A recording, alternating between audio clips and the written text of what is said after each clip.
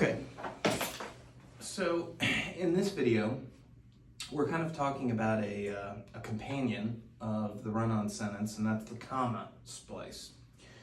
So with a comma splice, you have two independent clauses that could stand on their own as far as individual sentences.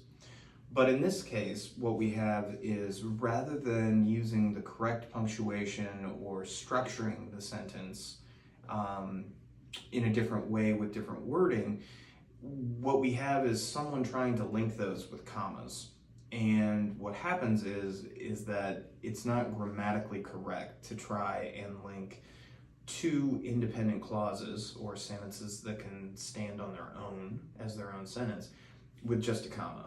Oftentimes you need a coordinating conjunction, like we've talked about with the fanboys acronym in some of the earlier videos, but you also tend to run into issues where it needs a different form of punctuation, or it needs complete rewording in order to make it grammatically correct.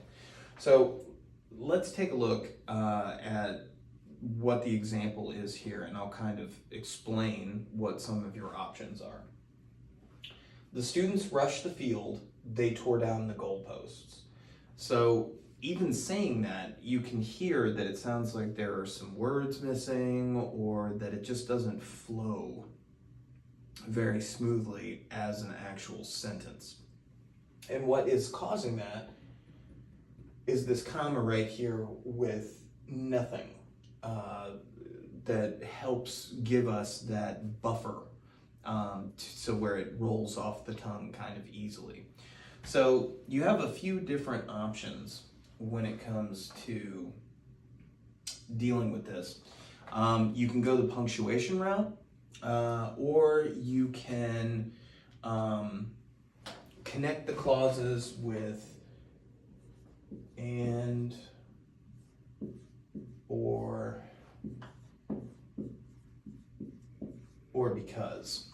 So the students rushed the field and they tore down the goalposts. You could, if it was something that was a cause and effect relationship, you could use the because, or if you were giving someone a choice between two things, you could use the or. Like Billy needed to decide, was he going to go to the gym or was he going to go to McDonald's or something like that. I must be getting hungry because it's around lunchtime, because I'm thinking about food examples. So you can use a word to simply insert in there for the comma.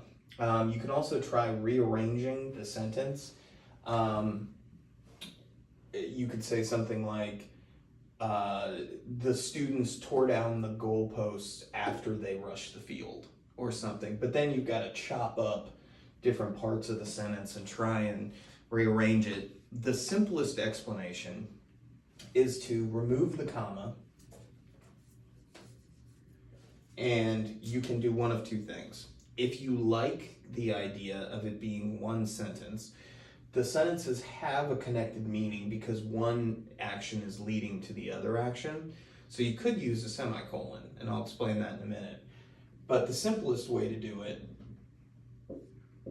would simply be to put a period after the first independent clause and then capitalize the first letter of the second. The students rushed the field, they tore down the goalposts.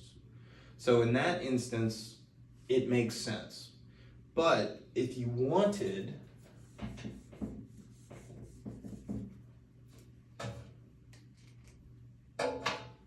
to use a semicolon to indicate a close relationship between the sentences or the clauses and keep them as one sentence, so it would have been that as the original. All you would do is look to your friend the semicolon, or semicolon, depending on where you're from. So what that does is, a semicolon or a semicolon does two things at the same time. Number one, it allows you to create a legitimate pause between two independent clauses or sentences that can stand on their own. And it also tells you that this sentence and this sentence have something to do with each other. They share some form of meaning. So, because the students rushed the field, they tore down the goalposts. If they hadn't rushed the field, they wouldn't have been able to tear down the goalposts. And they wouldn't have torn down the goalposts had they not rushed the field. So these two clauses have a close relationship within this sentence. And that's when you would use your semicolon, is when you're looking to establish that they're more than just two independent clauses that could stand on their own. They have a much more important meaning linked together and connected than they do separately. So, when you see a comma splice, you can remove the comma and add a period. You can remove the comma and add a semicolon. You can completely reword the sentence by chopping it up and rearranging it. Or, depending on the circumstance, you can use terms like and, or because when you are trying to link two similar things, give someone a choice, or explain a cause and effect relationship. Okay? Alrighty, I will see you in the next video.